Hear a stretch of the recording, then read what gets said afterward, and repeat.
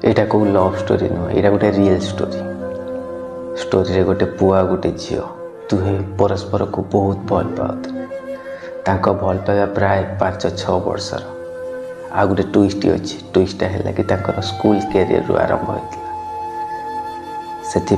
से भल पाइबार एते दी जन मजगुल थिले, से केबे किछि भाबदिनी। हठात झी तार 10th एग्जाम आसला। पुओ कहला तमें मो सहित किछि दिन कथा न होई कि तमें प्रिपेयर हो एग्जाम पर। झी कहला कि ना मु तुम सहित कथा न रही पारुनी।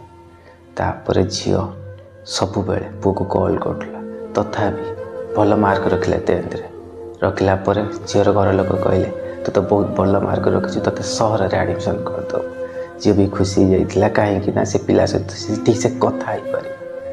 तापर से झील को लेकिन सहर में बापा माँ एडमिशन करदेला पर से पुओ झील बहुत कथा हमें। जिते बड़े चाहती देखा करती, जुआड़े इच्छा बुलती। लव स्टोरी ठीक ठाक चलता, बहुत बढ़िया चलता। हठात झीर घर लोक जानीदे, हुए तो घर लोक कि कहीदे पारती, नहले केमिति से जानीपारे। जानला आसिक झील को घर को नहीं गला पर झील को बहुत टर्चर आरंभ कले। झील भी सत कथा कहीदेला कि हाँ मुझे गोटे पुओ को भल पाऊँ। झील घर से पुओ विषय बहुत पता लगेले, देखिले कि पुओटी बहुत कम पैसा रोजगार करुच्ची, जो से पुओ को पसंद कलेनी। झील को कहले देख तू जदि आम कथार न राजी हो आम सुसाइड करदेबू। आ जब तू तो से पुओ को पाइबा चाहूँ ताले मो मरीजी ठीक हम।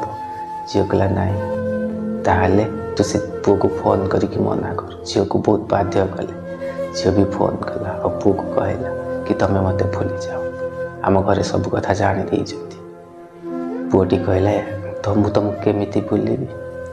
झील कहला मु किछि जाने, तुमको मत भूलिया हम कहीं मो बापा माँ आग तापर तमें।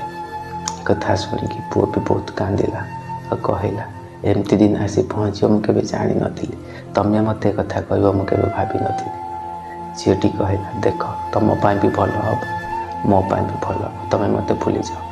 तुम मत बहुत भल पाउल ना, केवल से भल पाइबार राण।